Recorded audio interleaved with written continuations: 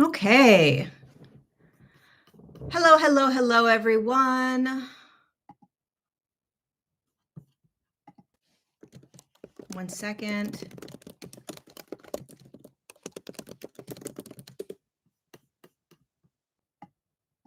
Okay, we are going to wait as we bring people over. We had a little snafu on our internet, but we will. Hello, hello. We're back. We're live. Welcome to Untangled. We are on episode 140. I'm excited to be here with you guys today. I'm going to play around with the light a little bit, see if I can figure out. My lighting is not so great here. What is that like? Oh, I'm in a hotel room. We do not like that light. Hi, guys. We'll do that. I need a lighting man. I need a lighting person. Okay, fixing the light while everybody comes on over. Hello, we had a little snafu with the internet, but we are back. Untangled, episode 140. I'm so happy to be here with you guys. I have a lot to share today. I'm excited to share, and I only have about 45 minutes. I gotta cut this a little short today. It's really good to be here with you guys. Please say hello in the chat box. Where are you from, and how are you doing? This Untangled. So first of all, let's just quickly share. By the way, if you're new to the channel, just coming across Untangled randomly, thank you God for that. Go ahead and subscribe to my channel, and then hit the little notification button. Every time I go live here once a week, you'll be notified of when I go live.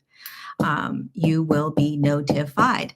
I do Untangled every week, Tuesday, 9 a.m. California time. If you just hit the little bell button, it'll pop up in your YouTube. And I think you get like I don't know how they notify you, but they notify you. Anyway, it'd be very nice to have that happening. Okay. Untangled is about our evolution, our shift in consciousness, our movement from different dimensional fields. And currently we're navigating a pretty intense spiritual battle. Well, we've been experiencing this for thousands of years, but now we're starting to really play in the dirt. It feels like. I feel like right now the spiritual battle that we are in is starting to get really tangible. We're going to start to really begin. Finally, I say finally because it's always been this. We've always sort of seen, I shouldn't say seen, read what's happening on the planet. We have an understanding of what's happening on the planet. Um, these things happen in our world, and we see what's happening on the planet, but um, it's never become more tangible than like right now. It's almost like the gates are opening, and this real physical presence of a shift happening feels like it's starting to happen right now. And we're going to be able to start taking some really beautiful action steps to move ourselves through this. And I really, really see it as like a chess game. I'm starting to really understand it as this chess game. And I'm not seeing it as some like, oh my God, doomsday, we're in trouble, it's so dark out there. I'm starting to really see this as a game, like a strategic game that we are in. And it has to be played in a very human way because we are playing human, right? And so Untangled is all about being so superhuman, superhuman too, but so like deeply human and not escaping that humanness. So what does being human come with, right? All the emotions and the thoughts and the behaviors and the addictions and the traumas and the entangled energies and the lies and the deceit and the infiltration and the wolf in sheep's clothing and all the stuff that comes along, and the beautiful fun things, the things we get to devour and eat and enjoy, and everything, right? The real human raw aspect of being here, and not this like real kind of far-fetched vibrate ourselves out of, or love and light type of kind of space, but really standing in, for me, standing in this spiritual battle, and keeping our eyes, the goggles really on, so that we can look around the field and say, "Wow, look at what we're in. Wow, look at what it feels like. Wow, look at the impact that it's had on me, and it's having on me. What is this? Um, how does it actually impact me? Like, we're in an actual energetic battlefield, and how is it impacting us? Um, let's let's dive in. Like, show me more.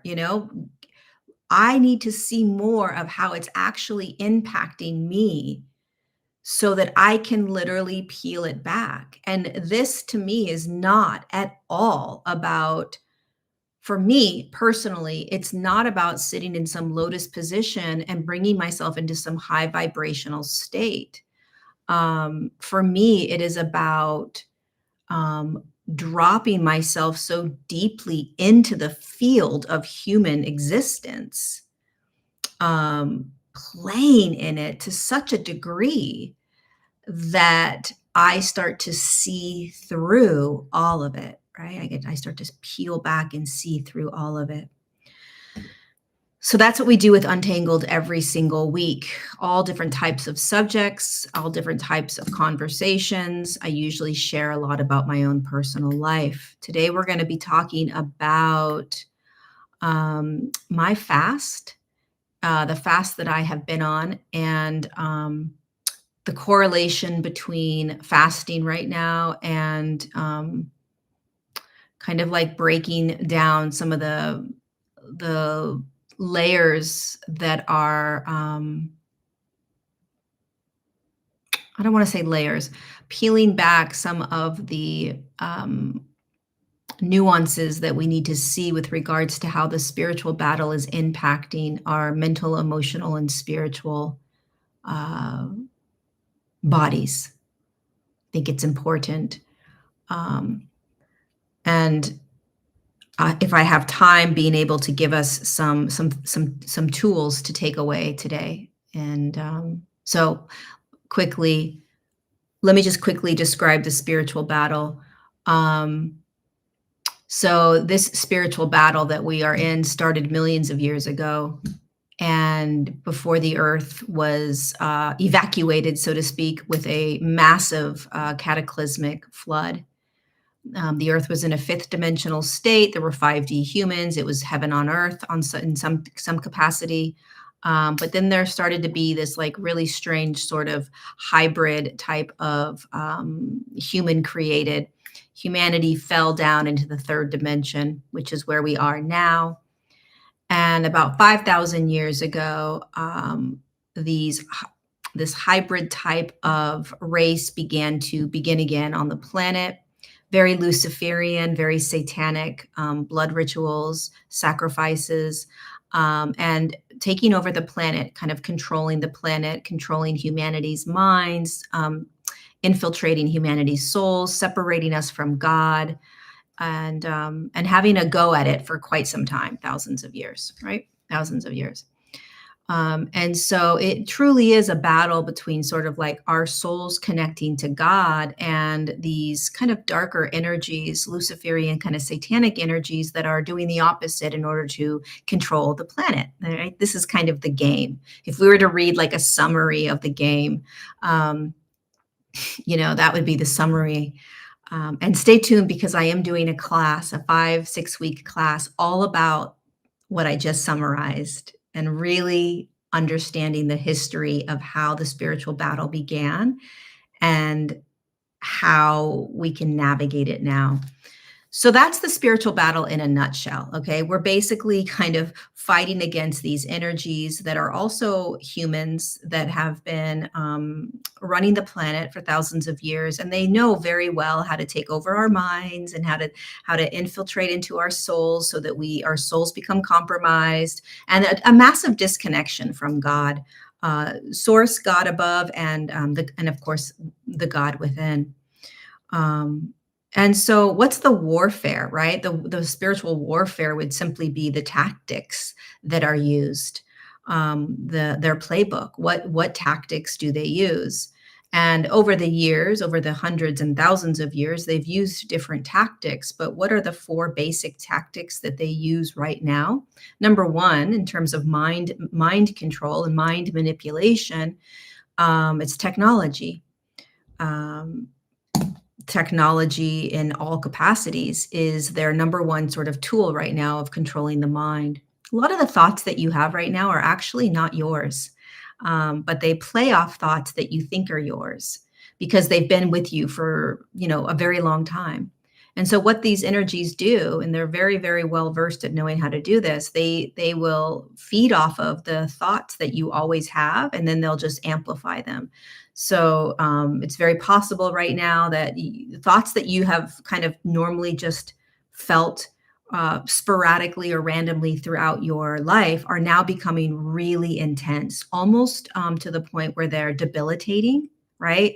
Like getting worse in a way, right? It's not that's the one of the tactics that they use is mind control and technology. Now, the reason that technology is so tricky with the mind control is that you don't even realize it's happening. Well, you can't realize it's happening, otherwise they wouldn't be able to do it.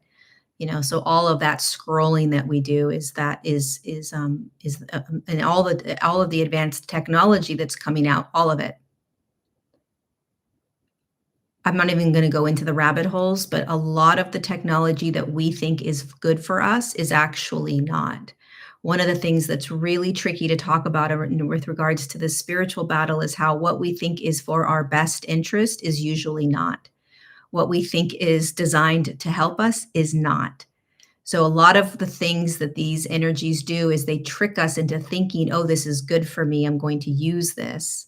And unfortunately, it's not. But I'm going to save that for another time, another conversation.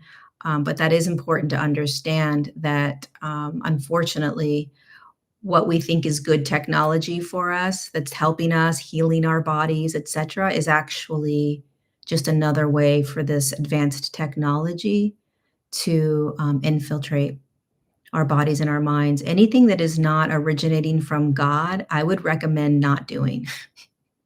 Anything that is not organically originating straight from God, I would recommend no longer doing, just personally, from my own awareness of this game. Second thing, the soul manipulation, right? So they're manipulating our souls, and what that means is that they are pulling us from soul, the soul that you have inside of there. And one of the ways that they do this is through the temptation, the desires that we have, tempting us with pride. Our ego gets gratified when we have followers or subscribers, or when people know who we are, or when we impact people, we feel good, right? Pride is that ego, boosting that ego. We like that. It feels good. We want more of that. Another temptation is gluttony, just really wanting to enjoy foods, or liquor or alcohol, or stuff that just kind of, it feels good. We like it. And then we overindulge in that.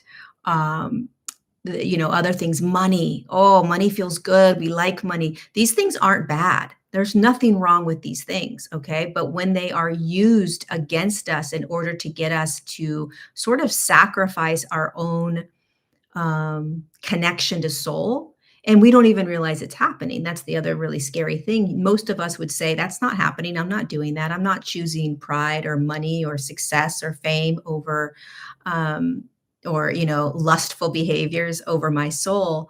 And that's how they want us to think about it, right? They want us to not realize that perhaps each time we binge eat, or perhaps each time we pick up that cigarette, or perhaps each time we go into that bar, what we're doing is turning our backs on soul, right? We can dive deeper into that as well in another conversation. The third thing they do is that they will separate us from God. And the way that they separate us from God is they have us program us to believe that everything we need is out there, and a lot of fear tactics, right? So we're very aware of this since COVID hit, but some of us have been aware of it most of our lives. They'll just use fear tactics so that you need the external world in order to feel safe instead of going to God, which is where you feel safest. Always call God into your life and you'll feel safe. You'll feel calm immediately.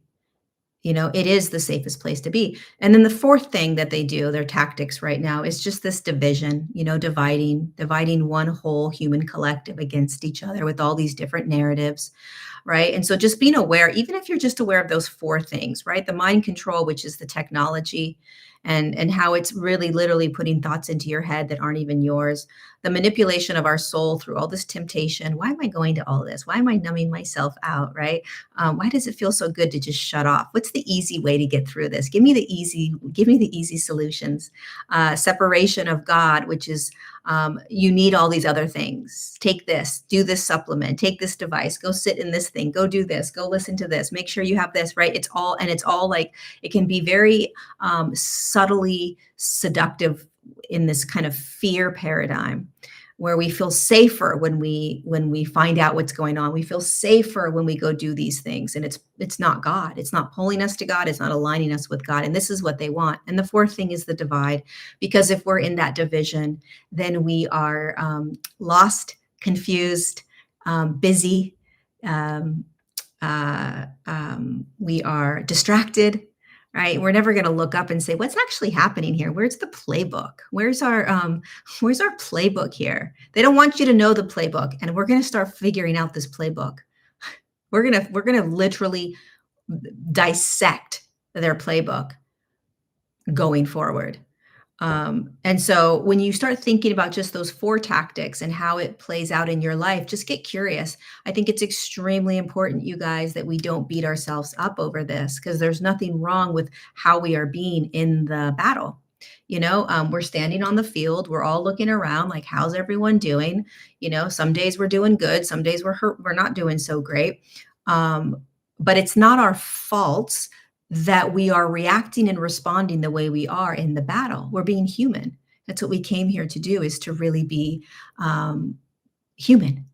And so this is it. So that's the quick little synopsis of the spiritual battle. I want to share a little bit now about my fasting experience, and what I was shown and how it correlates to kind of this overarching spiritual battle. So I haven't shared it with you guys here on YouTube, but I did share it with my SOAR community. And I have been at a center here in Germany for the last 2.5 weeks doing a fast. I'm very thin, by the way. I'm very skinny, don't have a lot of fat on me. So I wanted to do a 21-day fast, which is what I came here to do. My intention around the fast, it was to begin to write my book with Jesus, which I started, to follow and submit my life basically to God and this work with Jesus, to align with God and to align with Jesus and to serve humanity through this new lens, and to really become clear in my body. And I set the intention of, like, any sort of parasitic demonic energies in my body, I want gone. Because I was very aware that there are a lot of demonic energies in our bodies that we may not be aware of, that do impact our thoughts. They do impact our behaviors. And we think it's us. We think there's something wrong with us. And we think that we have to kind of heal ourselves in the ways that we've healed ourselves in the past. And I want to be very clear, there is something very profound and powerful about doing all the healing work that we have done, and people will continue to do that, and they should. But there comes a time where we have to also start looking at the battle that we're in, the spiritual battle, and the playbook that is being used, and that these tactics that they're using plays a significant role in how you view yourself and your mind, physically, mentally, emotionally, and spiritually. They are attacking all four aspects of your beingness. Okay. And so that needs to be seen. We need to look at that. We need to understand that. And the ways in which we have helped ourselves in the past are not going to work, because we're now trying to fix a symptom that is because of a spiritual energetic battle that we're not aware of. So you're never going to be able to get rid of it because you're not aware of what actually caused it. Okay. So I came in like, I know that I've had really intense, and they've gotten way more intense thoughts around insecurity, unworthiness. I can't show up. I can't speak my voice, confusion around who I am, confusion around my teachings, confusion around how to show up, more than I've ever had in my entire life, to the point where I'm like, who am I? And I knew it wasn't me because I do all kinds of work. I am head in when it comes to my own awareness of who I am, how I show up in the world, how I present, what's in my mind, what's going on. I mean, I am like a scientist. And so as I started watching these thoughts getting louder and louder, I was like, this isn't mine. This is something else is coming at me, and it feels like it's inside of me. I feel like I'm being attacked, and it's stopping me from showing up. Literally. It's like convincing me to just shut up. And I've never been like that. Right. So, as a young child, I grew up with these thoughts that I've just always had, and they've always been there. And all of a sudden, but the past year and a half, they've gotten really, really intense. So I come and do this fast.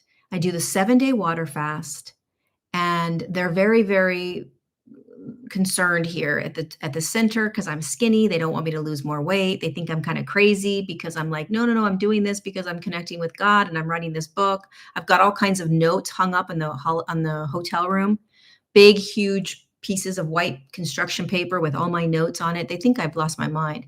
Um, and I'm like, no, no, no. I'm talking to Jesus, and I got to do this. I got to do this. And they're like, well, we'll see. And I'm like, no, no, no. There's no we'll see. This is happening. Like, don't tell me what we're doing. We're doing this. So I realized after day like 1 or 2 or 3, I was like, oh, we have problems. They're not going to let me do this because I knew my weight was going to, start to go down. Again, I'm thin. I'm like 110 pounds. Okay. I'm a skinny little muffin head. And so I realized, oh, this is Germany. They are strict. We follow the rules. So I knew I knew for sure I wasn't going to be able to do, a 2 to 3 week water fast. I knew that, right? I knew that right away within day 3 or 4. So then it just became, well, how long can I, do this water fast without them getting super alarmed? And so, I had some tactics that I did that allowed me to kind of, not show that I was losing too much weight. And I had to keep kind of convincing them I feel great, because I did. I felt amazing. I felt incredible. It was, but I knew I was pushing my luck, because you also have to meet with a doctor. And, I met with the doctor twice the first week, twice the second week, and they were just, one day at a time, Lorie, but this is, we really want to see you come off the fast. They didn't know I was on a water fast. They thought I was on the fast they do here. So the fast they do here is a juice in the morning, and then a broth in the afternoon, and a broth in the evening. But I was doing like a strict water fast. And the reason I came to a center is, one, I really wanted to focus, and I really wanted to have all distraction from my life be cut off. And I also wanted to be watched, because I really wanted to do 21 days, but I knew how thin I was. So I knew it was important for me to be watched medically so that I could do it for as long as possible. Anywho, I lasted 7 days, and then I was like, all right, I'm going to start doing their fast, and let's just hope that they let me keep doing the fast, So I did their broth fast for the next 7 days. And then I slowly started to integrate. They have a restaurant here, and they once they pull you off the fast, then there's just like this really incredible meal that they start to give you. Anywho, on day, let's see, what day was it? It was day 7. I think it was day 10. On day 9, I had a massive breakdown. I was sitting here and I was writing out the outline for my book with Jesus. And I started to, I don't know if this has ever happened to you guys, but I started to get those thoughts that I was telling you guys about that were getting louder and louder that the last year to year and a half, the thoughts that were like, don't show up, you can't show up.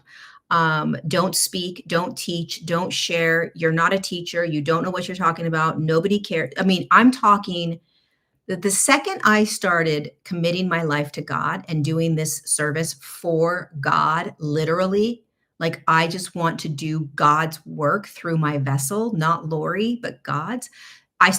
Those thoughts were getting louder and louder and louder. And when I was experiencing them, I thought it was me. It was like, something's wrong with me. Something is wrong with me. Like, this sucks. I'm never going to be able to show up in the way I want to. I could feel something was off. It just didn't, what didn't feel like me.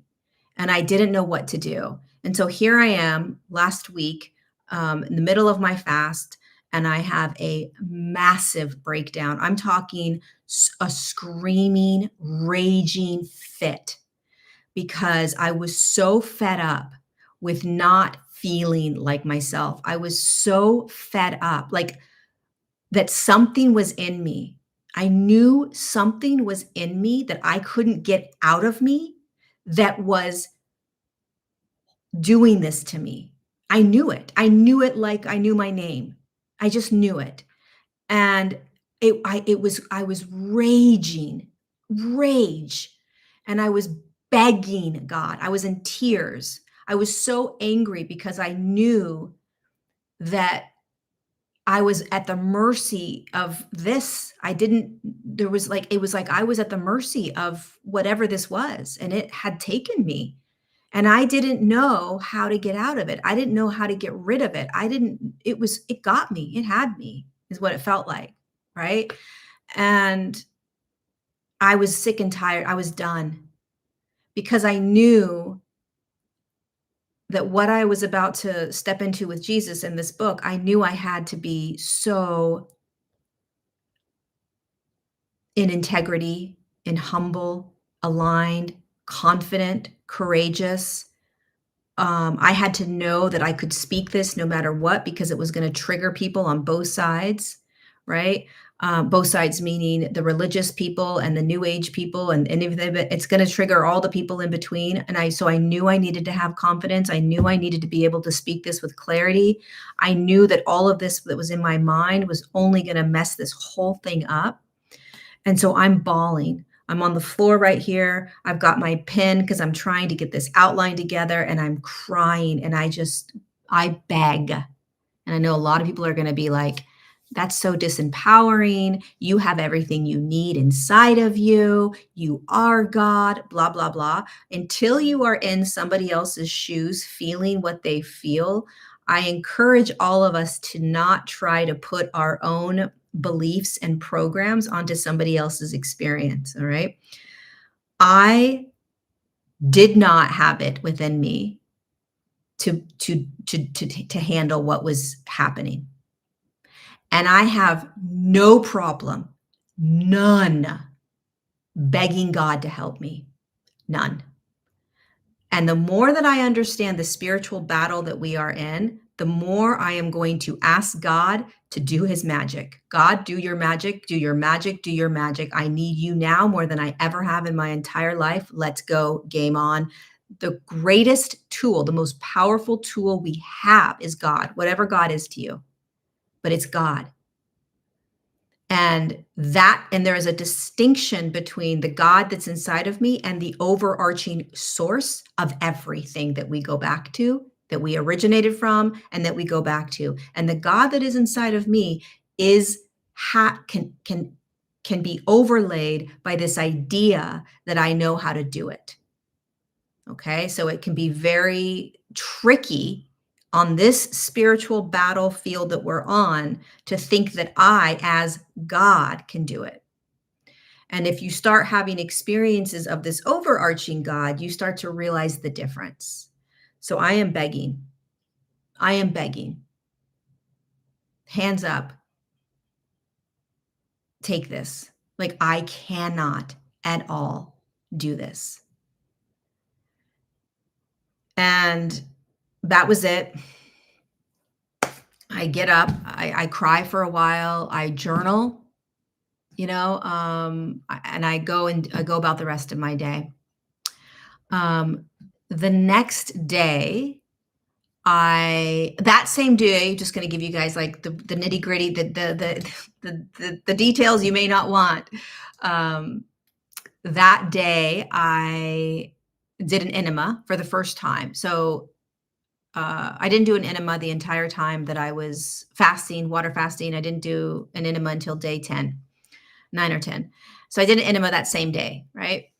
The following day, I get up and I do my routine that I've been doing, and then I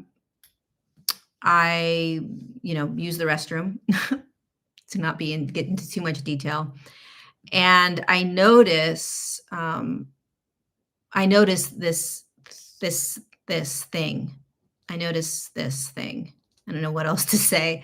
This gnarly, disgusting, horrific 8-inch worm-like parasite. I've never seen anything like it. First of all, I don't know anything about parasites. I've never researched parasites. I don't do the whole parasite cleanses. I don't research anything, especially when I'm about to write a book. But I just am not in the parasite world. Okay. So I don't know what they look like. I don't know there's different types. I'm just not in that world, and I don't want to be in that world. So I have this gnarly worm thing that is translucent, and then there's like a worm inside the translucent worm. It's disgusting, horrified me. And as I'm looking at it, I hear Jesus's voice behind me, right? And he says, that's demonic energy encased in a parasitic body that has been in your body most of your life.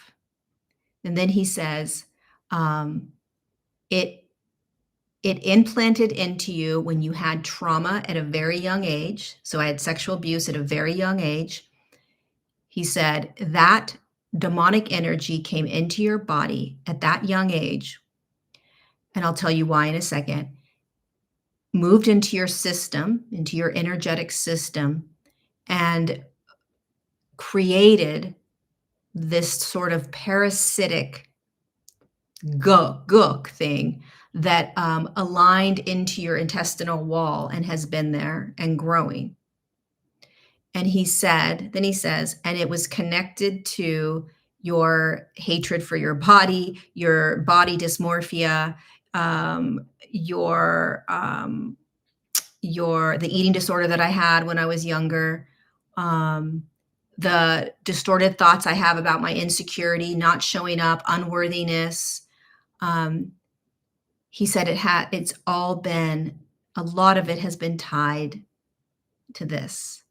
Now, you could also take the lens of, oh, trauma created this, 100%. Okay. So both exist.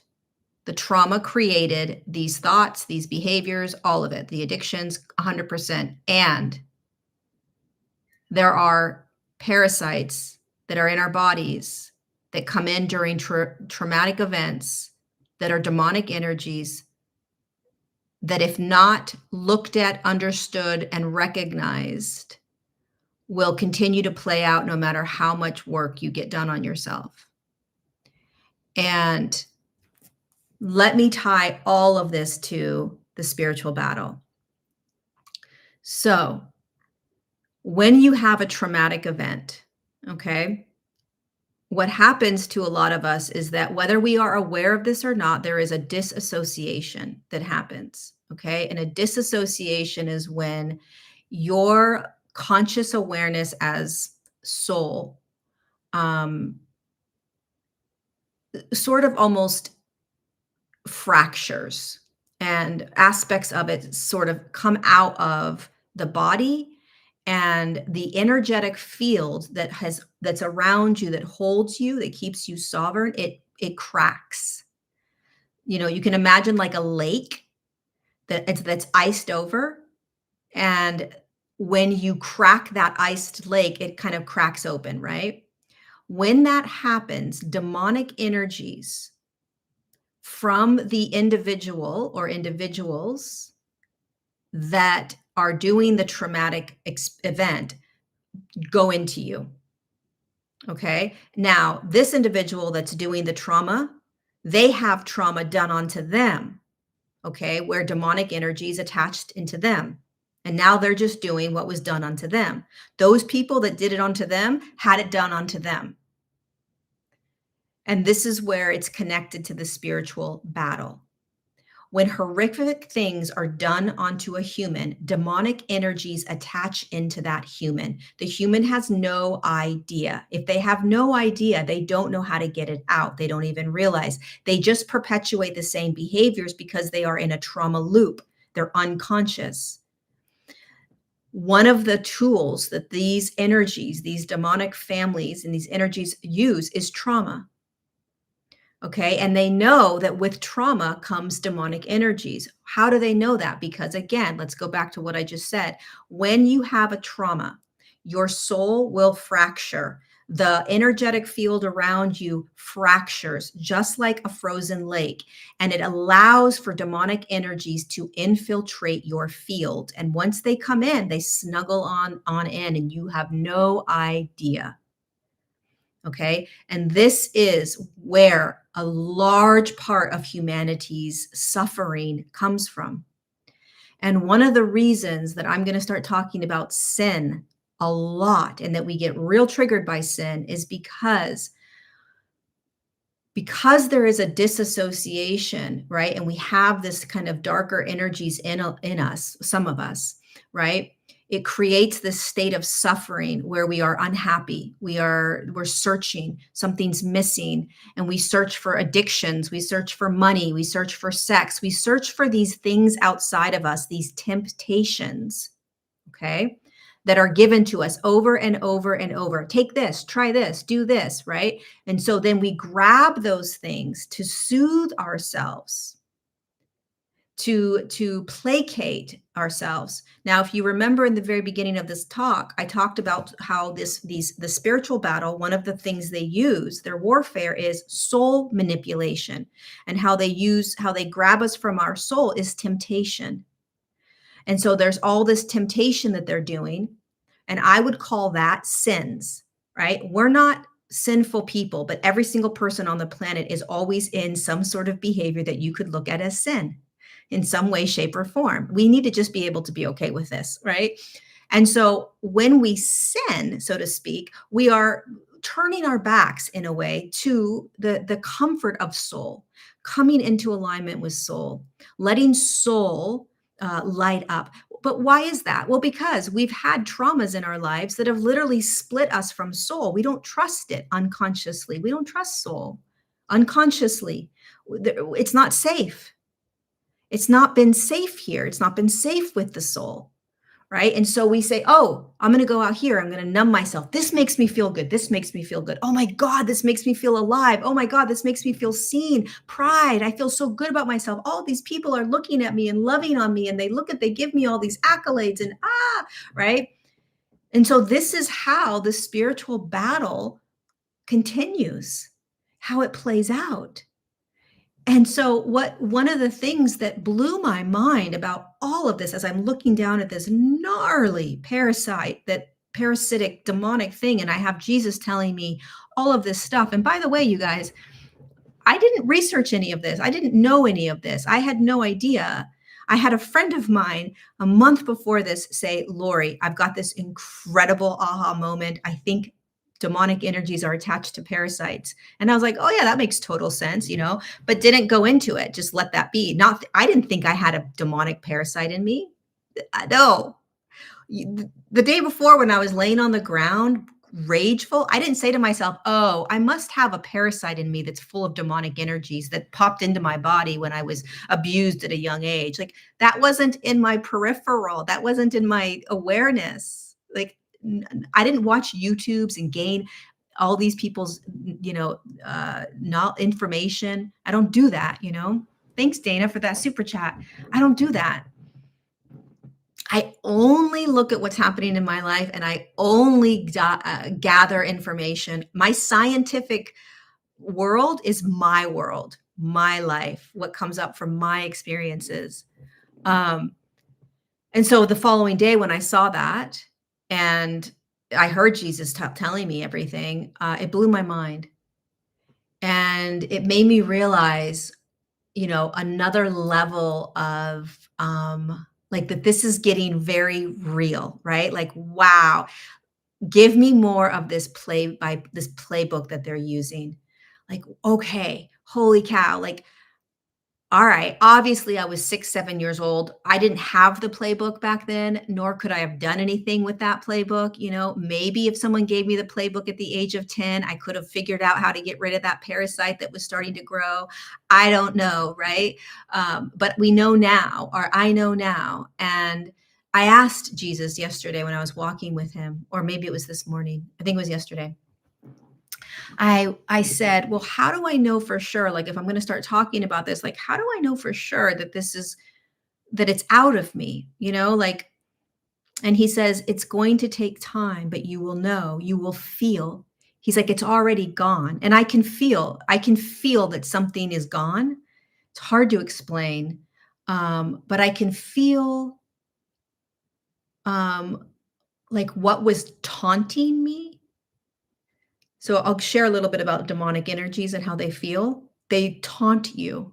That's how you know it's not you. It's like something's taunting you. And, I've had friends in the past say, "Oh, well, demonic energies are just an aspect of yourself that's in the dark that needs to be seen." I don't believe that. I don't believe that. I am 100% in absolute faith and belief that we are in a real energetic spiritual battle. And it's a very fancy new age concept to say, "Oh, it's just a reflection of your own shadow that needs to be brought to the light." I think in saying that for myself personally, I'm actually not giving the true weight of the spiritual battle that we're in. And I think for me personally, I need to really start looking at the spiritual battle that we're actually standing on and in, and not handed over to these kind of more kind of esoteric ideas and beliefs that it's just a shadow aspect of my own inner world that needs to move into the light. I think if we keep doing that, we're not actually going to be able to recognize how to break out of the grips of this game that we're in. And so he says to me, "Watch, just watch how you're going to feel." The grip of what has been kind of controlling your mind it's going to you're going to start recognizing it's not. Thank you, Kathy, for that so much. It's going to start dissolving.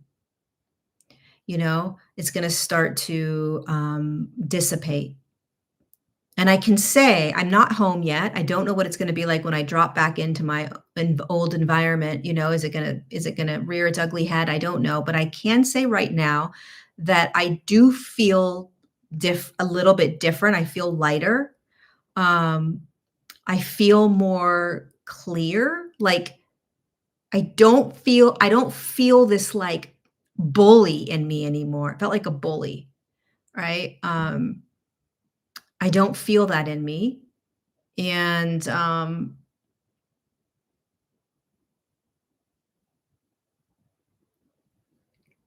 I think one of the reasons I was called to do this, what I thought was going to be a 21-day fast, it turned out to be a 2-week fast, was because of this. And I think one of the biggest reasons for it was so that I can become aware. And if you guys know me, you know my teachings. What is brought to me, you know, when I'm brought an experience, it is so that I can become aware of something that I wasn't aware of before, right? So if I'm brought this experience of this parasitic demonic thing and here it comes and I'm learning all this stuff, then it's for all of us, or whoever resonates with it. It's for our own evolution. It's for our own peeling back and learning and figuring it out. Um, and it everything that comes from me is from my own experiences, right? Like I never would have thought a year ago that I would be introduced to demonic energies in the way that I am. I, in fact, a year ago, year and a half ago, I didn't believe in demons. I did not believe in demonic energies. I was very much in that new age esoteric sort of like it's only in your if it's only in your imagination. You're creating it. You're creating that reality. Legit, not that long ago.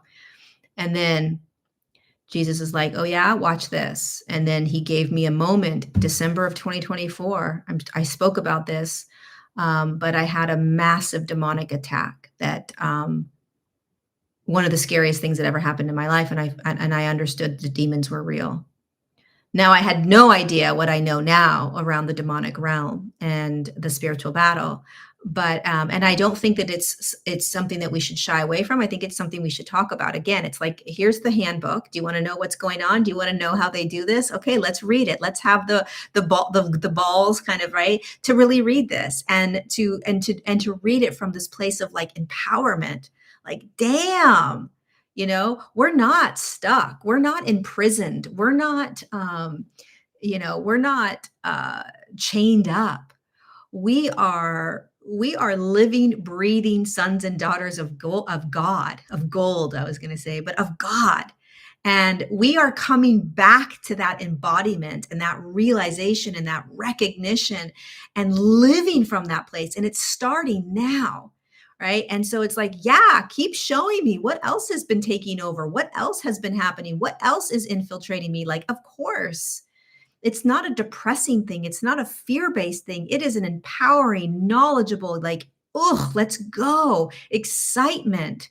Like it is how we are going to literally win this battle. Like we're the light that we're going to shine, the light that's going to emanate from us, the fact that our lives are going to be significantly different a year from now, 2 years from now, 3 years from now. The more that we open up this playbook and say, tell me what else. Tell me what else, God, I need to see. Holy cow, they're doing that. Oh my God, they're doing that. Whoa, I need to do this now. Whoa, I need to do that. Like, bring it on. I want more. I want to know what they're doing behind the scenes and who else to tell us but God. So every single thing that's coming into your life that you think is a disruption or horrible, right? Like I could have been so upset with myself, like, oh, there's something wrong with me. I'm so weak. I'm so vulnerable. I'm so this because I'm on the floor crying and begging to God. But look what happened the next day.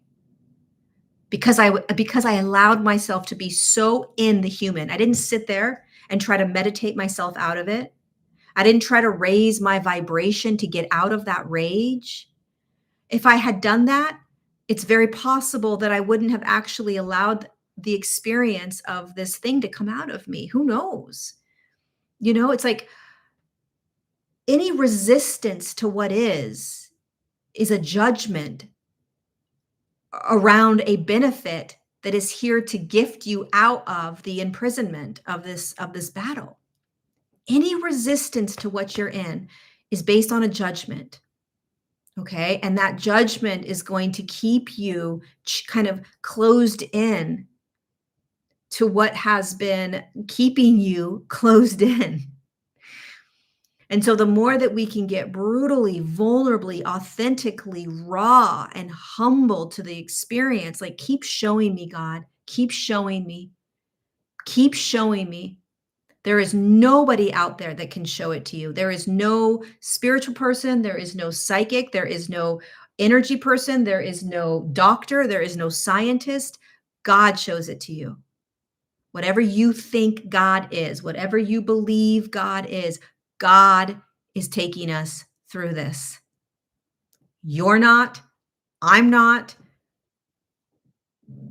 Governments aren't, medical systems aren't, health people aren't, truth people aren't. God is. God's walking us through this next phase. Whatever that means to you, you get to decide what God is. But that's what's happening.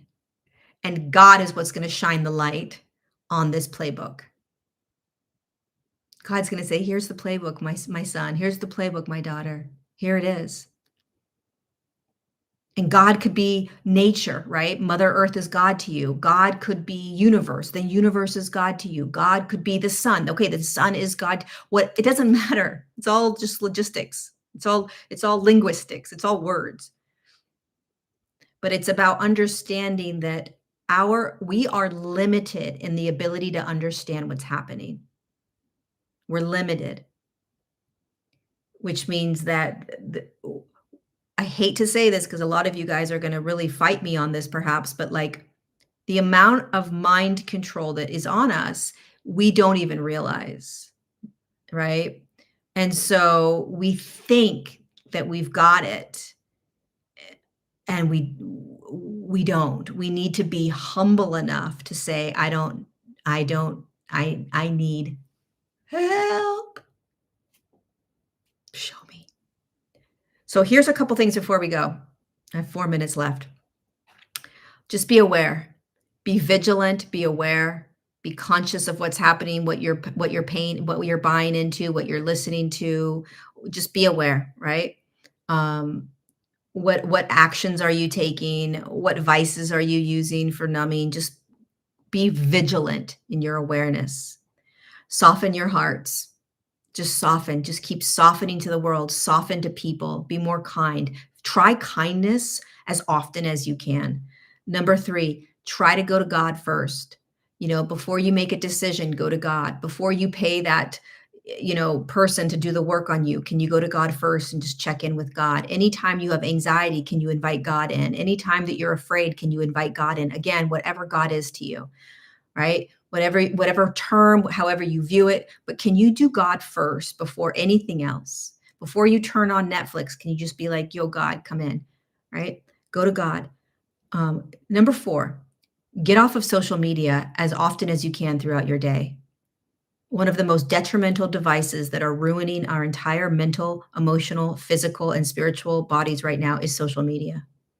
Number 5, get into nature as often as you can. No matter where you live, nature is there. Nature is a bee. Nature is a bird. Nature is the sun. Nature is the moon. Nature is a plant. Be with nature. Number 6, protect your energy field. So the way that I protect my energy field is, first of all, I get really clear on what's around my energy field. How do you know what's around your energy field? What are you thinking about? Where did that come from? Who are you thinking about? Who's popping into your head? Are you taking a shower and all of a sudden this random dude that you watched on YouTube is popping into your field? Weird, get out, right? Are you all of a sudden like thinking about some random person that you were listening to on Instagram? Weird, get out, right? There's an infiltration happening in our field right now that we need to protect. How I protect is personally I invite Jesus in. I have Jesus stand in the room with me, right next to me, and I say, Jesus, I need you to clear out the energy connected to ... And it's gone. Teresa, thank you so much for that super chat. I invite Jesus and Jesus. I need you to clear the energy that's connected to, and I get real specific on whoever it is that's in my energy field. And I do it as often as I need to. Pay attention to your energy field when it feels infiltrated. Like, what is this? Why am I thinking about this person? Get this thing out of here. Get out, get out, get out. These people are not bad. These people are not bad. There's nothing wrong with these people. But there is an infiltration of energies connected to certain people that we may watch or we may see, and we need to clear it. So just clear it, clear it, clear it, clear it, And the last thing is question, you guys. Just keep questioning everything. Keep questioning everything. Discernment and questioning, discernment and questioning. And just be in your heart more, be in compassion more, be in kindness more. This is so exciting. This is so exciting, you guys. I'm telling you, I'm telling you, the next 1, 2, 3, 4, 5 years, your life is going to get better than it ever has. It's going to require a lot of courage, but it's going to get better. We're starting to invite God onto this planet and into our bodies and into our lives in ways that we never have before. It's going to change everything. I'm so excited. It's also going to get really intense. I mean, listen, I started going straight to God and I was infiltrated, right? It's not going to happen to you necessarily, but just be aware. Wow, give me the playbook, God. I need the playbook. Right? If you're in suffering and torment and your mind is going crazy, just say, God, show me the playbook. Please walk with me. I need the playbook. What do I need to do? What's happening? And just get curious, open, curious. It's go time on a whole different level, you guys. And I am committed to breaking down this playbook with you guys day in and day out. Thank you, Rachel, so much for that super chat. We're going to do this. We're going to do it together. Tomorrow is Wednesday, October 1st. Are there 30 or 31 days? October 1st is tomorrow, I think. I am opening registration for my 40 Days with God class. I recommend you take it. I recommend you take it. I recommend you take it and you sign up for it. Life-changing. All right, you guys, I got to go. I love you. I love you. I love you. I love you. And I'll see you next Tuesday for Untangled episode 141. In the meantime, be gentle with yourself, be gentle with others, way more compassion. Mwah.